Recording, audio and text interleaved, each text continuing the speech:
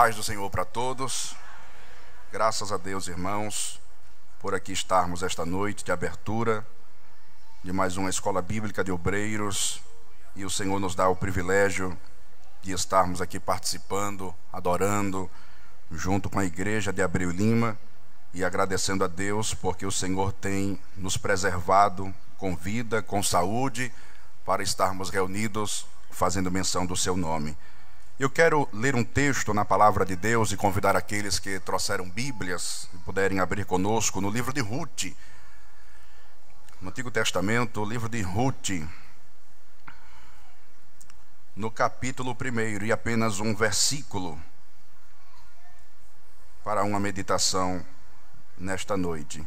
Enquanto os irmãos estão procurando, fazer menção também da minha gratidão a Deus pela vida do nosso pastor presidente, que nos concede esta oportunidade. Que Deus continue abençoando o nosso pastor em tudo. Ruth, capítulo 1, verso de número 21. Apenas o verso de número 21. E somente a parte A do texto. Quantos encontraram? Pode dizer amém? O texto diz assim: cheia parti, porém vazia o Senhor me fez tornar. Quantos dizem amém, meus irmãos? Vamos dizer juntos? Cheia parti, porém vazia o Senhor me fez voltar. Meus irmãos, foi o texto que o Senhor me lembrou, me trouxe à memória, quando o nosso pastor nos comunicava que estaria trazendo uma meditação nesta noite. O Senhor me lembrou esse texto no livro de Ruth. Muito embora seja uma história muito conhecida nossa, mas há um detalhe nessa história, por que não dizer alguns detalhes, que nos fazem crescer de maneira espiritual diante de Deus. O cenário do texto, descrito segundo a própria narrativa do escritor, ele dá-se no período dos juízes, quando os juízes estavam sendo levantados por Deus de maneira pontual, de tempos em tempos. O Senhor levantava um juiz em Israel para que este homem pudesse livrá-los dos inimigos estes que Deus mesmo havia permitido que se levantasse contra Israel, e por que não dizer, inimigos estes que Deus mesmo havia entregado Israel a estes, a fim de que Israel voltasse à adoração plena e apenas a Deus. O livro de Juízes é marcado por este ciclo, porque todas as vezes em que Israel caía em pecados de idolatria, é um dos livros do Antigo Testamento que mais narra Israel idolatrando e caindo em pecados de idolatria aos deuses pagãos da época. Todas as vezes que isso acontecia, Deus entregava Israel nas mãos de uma nação ímpia, de uma nação inimiga que habitava em Canaã. E quando Israel se via encurralado, perdido e quase que destruído, Israel reconhecia o seu pecado, orava a Deus, clamava por misericórdia, e as misericórdias de Deus são gigantescas para com a nossa vida. Deus sempre ouvia o clamor do povo, e Deus atentava para a oração daquele povo, e a maneira pela qual Deus encontrava de responder o clamor daquele povo era exatamente levantando um juiz, e esse juiz recebia de Deus a graça e a autoridade para liderar uma campanha, para liderar uma grande batalha, matando aqueles inimigos e trazendo anos de paz para Israel. É por essa razão que nós encontramos tantos juízes que foram levantados por Deus com este fim. E nós vemos que o texto em Ruth, ele traz exatamente esse período em que os juízes estavam julgando e estavam trazendo anos de paz para Israel. O cenário do texto de Ruth é exatamente essa compreensão. É um período em que eles estão vivendo uma tranquilidade, uma serenidade, que não estavam acostumados a viver anos anteriores por conta desse excesso de idolatria e de pecados que o povo cometia para com Deus. No entanto, nos mostra o texto que nesse período de muita tranquilidade, havia uma dificuldade na época em Israel, porque faz questão de mencionar que ainda não era o período monárquico, ainda não havia um rei ou um líder nacional para todo o povo.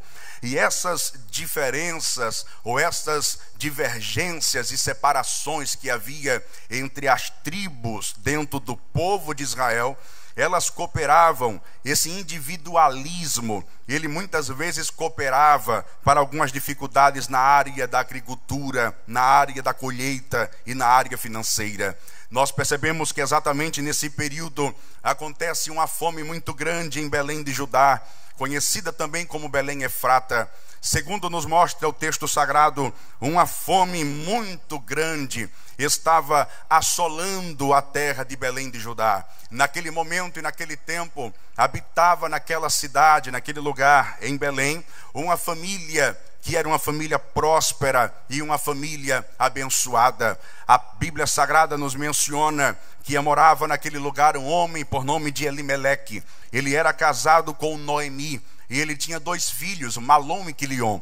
Era uma família abençoada. Segundo nos mostra o texto sagrado, Elimeleque, ele era um dos chefes de Judá. Não era um homem qualquer, era um homem que tinha uma liderança, era um homem que tinha uma autoridade e, consequentemente, uma grande responsabilidade sobre os seus ombros, não apenas na chefia familiar, como cabeça e como sacerdote do lar, mas também a nível da própria Judá. E nós vemos que nesse período de muita fome e de muita escassez em Belém de Judá, Elimeleque parece que ele perde um pouco o senso, o equilíbrio espiritual. E mediante aquela escassez generalizada, ele resolve ter uma atitude para tentar trazer um refrigério, para tentar trazer solução para a sua casa, haja visto todos estarem padecendo de uma tão grande fome. Nós vemos no retrato da vida de Elimeleque um espelho de muitas pessoas que, quando estão vivendo um momento de muita turbulência, de crises, de problemáticas e de escassez na sua vida, algumas perdem o senso, outras perdem a coerência, outras perdem a direção de Deus, algumas entram em parafuso, outras ficam perplexas, sem direcionamento, sem saber o que realizar. Qual atitude tomar quando a crise se instala na minha casa? Eis a razão pela qual algumas pessoas conseguem sobreviver à crise e outras conseguem se autodestruir,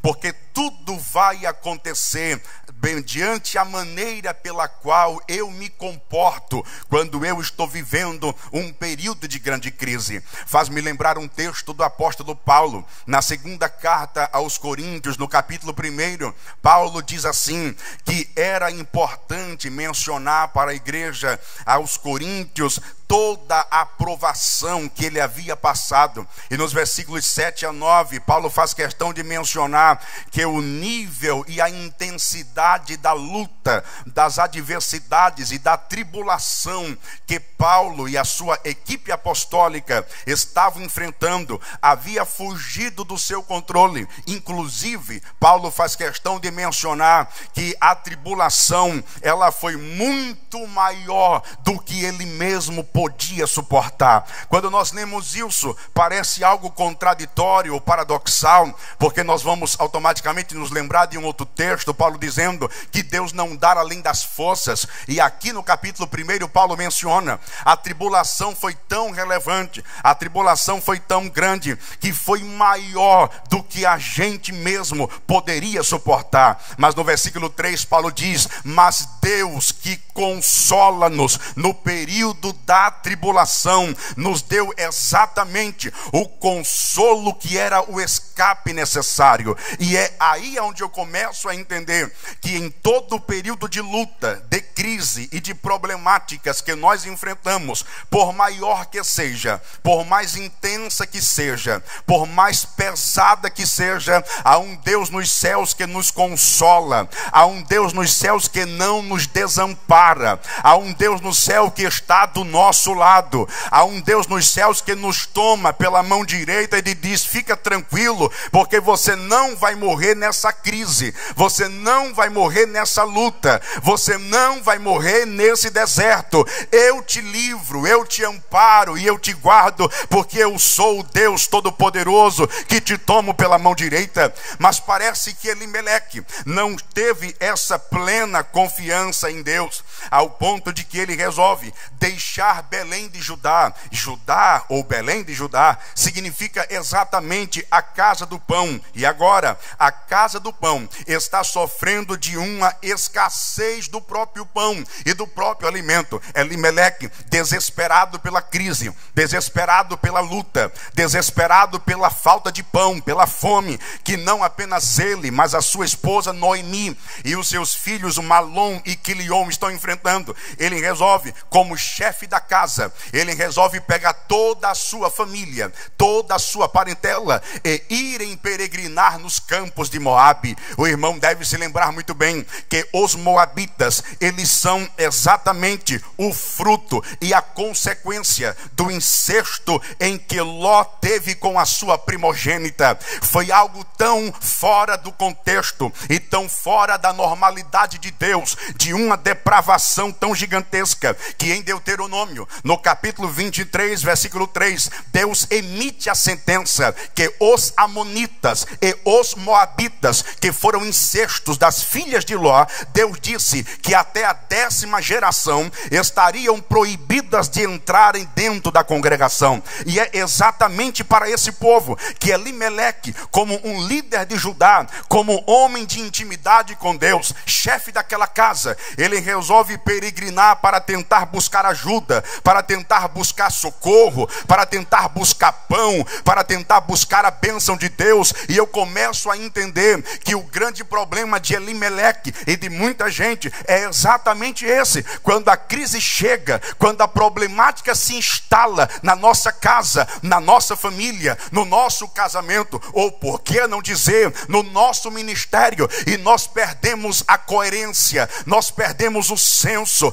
nós perdemos o centro da vontade de Deus, e a partir daí nós começamos a tomar atitudes que se contrapõem à vontade de Deus, mesmo porque o Talmud antigo vai mencionar que a razão pela qual Elimeleque, Malom e Quilion vão morrer em Moabe é exatamente pela razão dele ter abandonado a terra de Belém de Judá e ir peregrinar nos campos de Moabe. O problema é que Elimeleque está saindo do centro da vontade de Deus. Elimeleque está saindo da localidade que Deus havia delegado para que ele estivesse, e em nenhum momento Deus ordena que Elimeleque ele saia da terra da sua aflição. Muito pelo contrário, por vezes na Bíblia Sagrada Deus vai entrar na contramão da lógica e vai dizer exatamente assim: eu atrairei ao deserto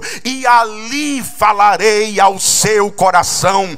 Deus não trabalha da minha maneira, Deus não trabalha do meu jeito, Deus não trabalha na minha ótica, Deus não opera segundo a minha própria cosmovisão. Não, é do jeito dele, é no lugar dele, é na hora dele, e do jeito que ele fizer, levante a mão para dar glória a Deus, porque ele é soberano sobre todas as coisas. Permita-me lhe dizer esta noite uma verdade: o centro da vontade de Deus, em muitas ocasiões ao longo do tempo e ao longo da história, foi o pior lugar do mundo aos olhos do ser humano. Quer ver uma coisa? O centro da vontade de Deus para Daniel, em uma certa ocasião, ocasião era uma cova cheia de leão faminto. Era o centro da vontade de Deus para o profeta. Em outro tempo, o centro da vontade de Deus para Mesaque, Sadraque e Abednego era uma fornalha aquecida 7 vezes mais. E alguém pergunta: mas pastor,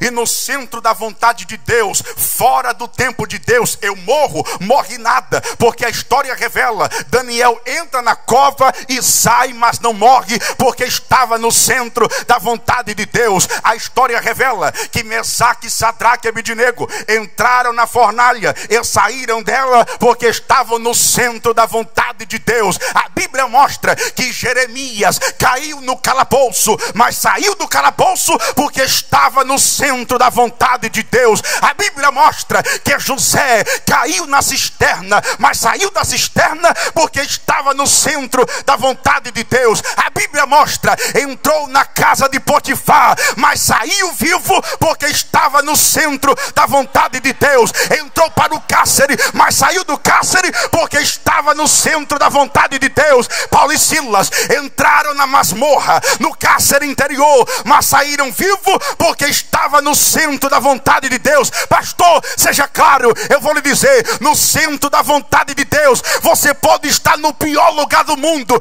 mas Deus vai te guardar, Deus vai te proteger, Deus vai te amparar, e a bênção de Deus estará aonde você está. Diz aí para o teu irmão: a bênção não está no lugar. Diga: a bênção está com você. Você não precisa correr atrás da bênção. Aonde a planta do teu pé pisar, a bênção vai chegar, o milagre vai acontecer, e a bênção de Deus estará presente sobre a tua vida.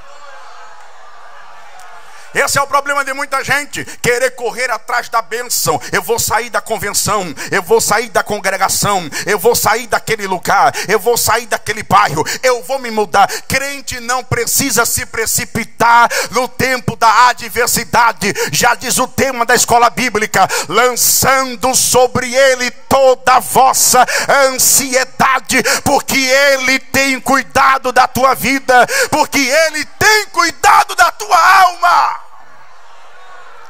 Saiu do centro da vontade de Deus, foi para Moabe, e agora toda a responsabilidade será do próprio Elimeleque. Permita-me ser transparente, mas rápido e muito resumido nesta noite. Ao chegar dentro de Moabe, menciona o texto sagrado que não passou muito tempo, Elimeleque ele morre dentro de Moabe. Agora permita-me lhe dizer uma coisa: olha que contradição aparente. Dentro de Belém de Judá havia fome, mas Elimeleque não morreu, porque estava no centro da vontade de Deus. Mas depois que Elimeleque chegou em Moabe tinha pão, em Moabe tinha comida, mas Moabe não era o centro da vontade de Deus. Ele morre. Onde tem fome, ele não morre, e onde não tem fome, ele morre. Pastor, o que é isso? Quem tem ouvido que ouça o que Deus está lhe dizendo esta noite: não arrede o pé do centro da vontade de Deus. O sangue pode dar na canela, pode chover canivete do céu. Quem te colocou foi Deus, quem te separou foi Deus, quem te nomeou foi Deus. Então não saia do centro da vontade de Deus. Ele chega lá e o pior é que ele não vai pagar o preço só, porque ele não foi sozinho. Ele levou mulher, levou filhos. Depois de pouco tempo, menciona a Bíblia Sagrada que Malom e Quilion casaram-se com duas mulheres lá dos povos pagãos também. Casaram-se com Orfa e casaram-se com Ruth. Não passou muito tempo, os dois filhos de Noemi morreram também. Uma catástrofe terrível. E geralmente é assim: quem está andando fora da direção de Deus, quem não está no centro da vontade de Deus, tem que assumir a própria consequência dos seus atos que foram tomados longe da vontade de Deus. E agora a nossa irmã Noemi está numa prova terrível, porque agora Noemi é uma mulher, permanece sendo na cultura, sem muita oportunidade, sem muita coisa para ela. Não bastasse isso, a a nossa irmã Noemi, agora ela é uma viúva, ela não tem mais filho, ela está completamente desamparada, e o que restou para ela foi as suas 2 noras que ficaram com ela. Daqui a pouco, uma angústia tremenda, a mulher não tem emprego, a mulher não tem dinheiro, a mulher é viúva, a mulher está completamente arruinada e completamente acabada. E a Bíblia menciona que daqui a um pouco de tempo, uma história começou a ser vinculada sobre Moabe e em toda a circunvizinhança que estava nas redondezas de Judá. E a notícia era essa: o Deus de Judá, o Deus de Israel, o Deus dos hebreus acabou de visitar Judá e está abençoando o povo poderosamente. Deus está trazendo o pão de volta, Deus está trazendo a bênção de volta, Deus está abrindo a porta de volta. Amados, eu começo a perceber e eu fico me perguntando e imaginando o que é que Noemi deve ter pensado. Meu Deus do céu, eu estava em Belém e a prova chegou lá, eu vim aqui para Moabe e a prova veio para cá também. Quando eu estava em Belém, a bênção estava em Moabe, e agora eu cheguei em Moabe e a bênção está chegando lá em Judá. Eu não estou entendendo completamente nada. Eu me lembro um dia uma irmã dizendo: pastor, eu tive um sonho. Um pastor contando: a senhora sonhou com o quê? Eu sonhei com uma tartaruga, e aonde eu ia, a tartaruga ia atrás de mim. O pastor disse: a revelação não é outra, aonde a tartaruga vai, o casco vai em cima dela. O que é isso? Não adianta correr do lugar que Deus te colocou. Aonde você for, a prova vai atrás de você. Não vai ser se mudando que a porta vai se abrir. É ficar no lugar de Deus, é ficar no centro da vontade de Deus, e daqui a pouco o céu vai se abrir, a glória vai chegar e o milagre vai acontecer no tempo de Deus.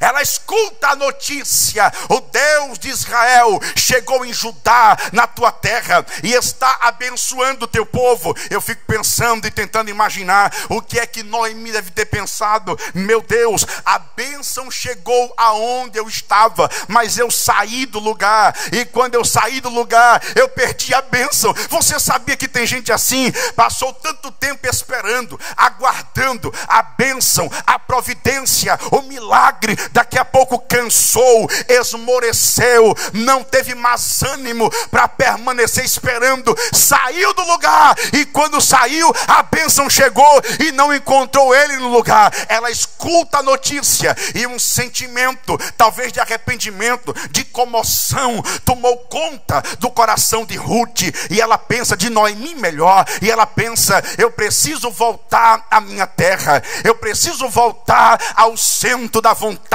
de Deus. E é interessante que Deus sempre nos dá uma outra oportunidade, e agora Noemi recebe a dela. No caminho de volta para casa, algumas coisas vão acontecer que são relevantes citá-las aqui esta noite. Quando Noemi coloca no seu coração a proposta de voltar para casa para receber a bênção de Deus, no caminho do regresso, ela descobre a primeira coisa: que nem todo mundo que beija, que nem todo mundo que está perto é o seu amigo de verdade. Porque quando ela faz uma reunião com Ruth e com Ofra, ela diz assim: olha, eu agora sou velha, eu agora sou viúva, eu não posso ter mais filhos, eu não tenho o que dar para vocês, eu vou voltar para Judá, vocês são daqui, permaneçam aqui. A Bíblia menciona que Orfa, ela chegou diante de Noemi, abraçou Noemi, deu um beijo em Noemi e disse assim para ela: vai em paz,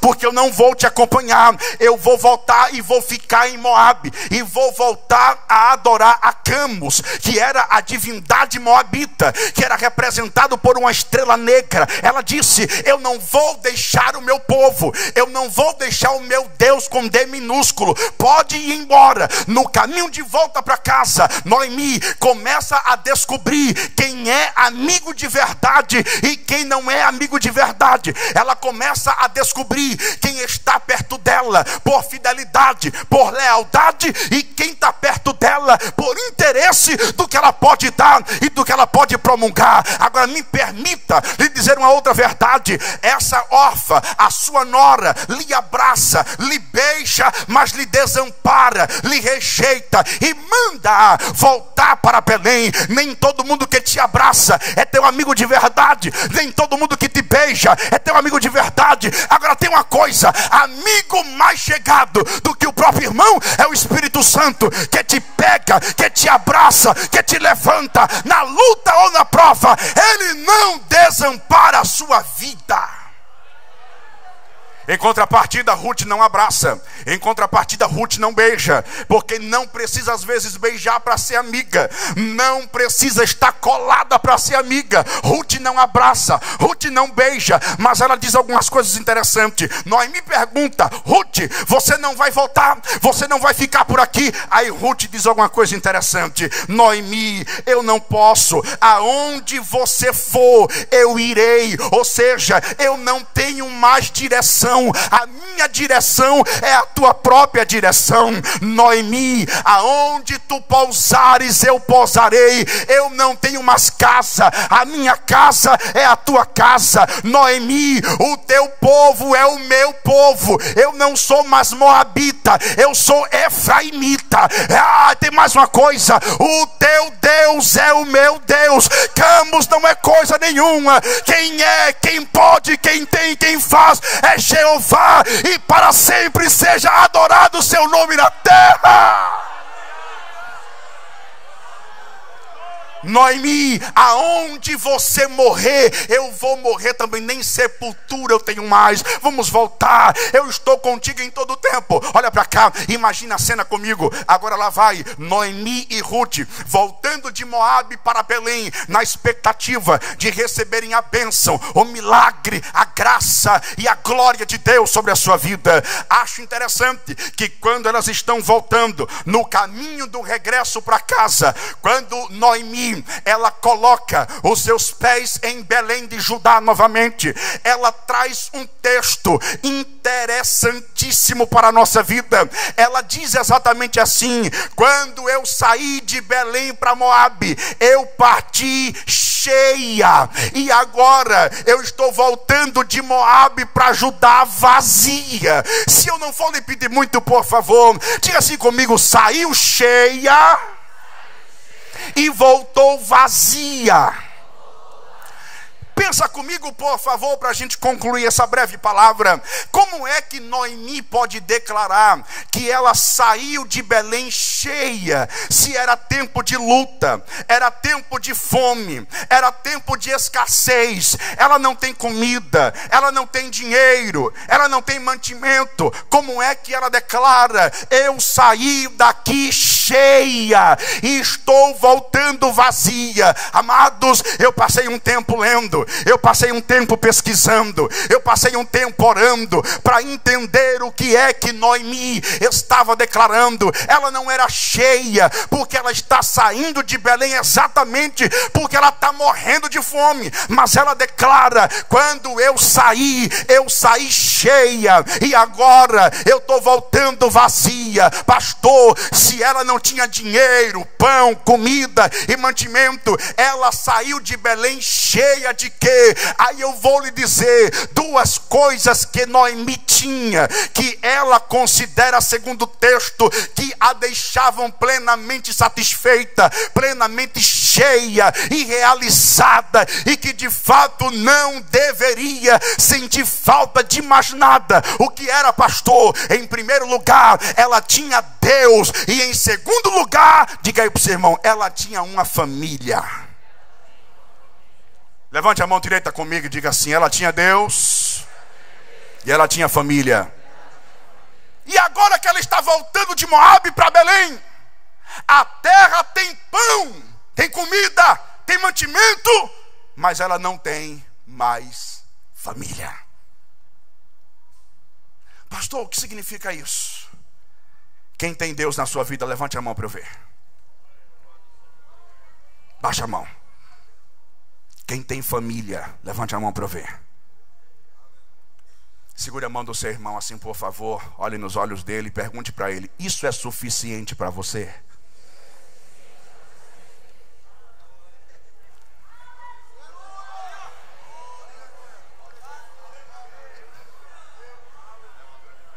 Dá um toque assim no irmão e diga para ele: você tem Deus na sua vida. Diga assim: e você tem uma família. É suficiente para você?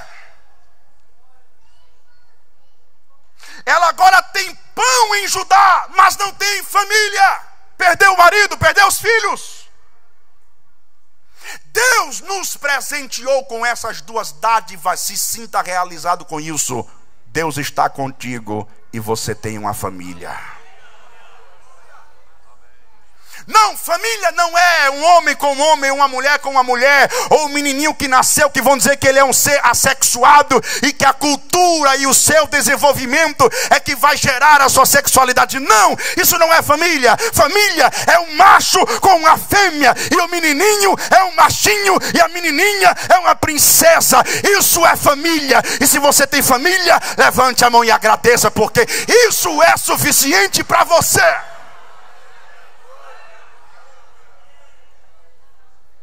Cheia eu parti, porque eu não tinha pão, mas eu tinha família.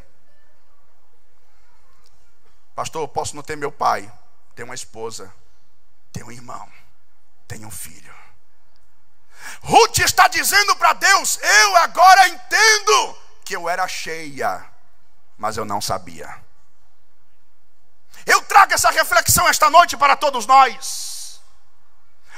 Noemi é um tipo de mulher que está declarando: eu era cheia, mas não sabia que era. E ela só passa a entender o valor do que é ter Deus e uma família depois que ela perde. O que significa isso, pastor? Deus te trouxe aqui hoje para abrir os nossos olhos e para dizer a você: você é mais cheio do que você pensa. Você pode colocar a mão assim no ombro do irmão e dizer aí para ele, diga assim para ele: você é mais cheio. Não, diga mais forte: você é mais cheio do que você pensa. Diga aí para ele: o pão pode até faltar, mas Deus e a tua família está do teu lado. Glorifique a Deus, porque você é mais cheio do que você pensa.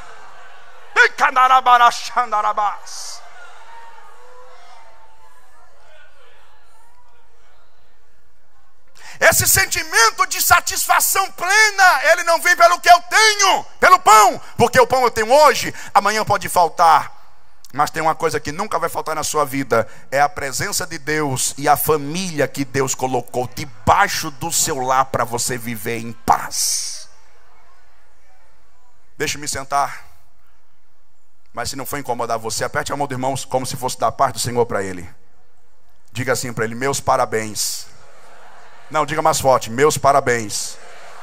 Porque mesmo em meio à crise, você tem Deus e tem uma família.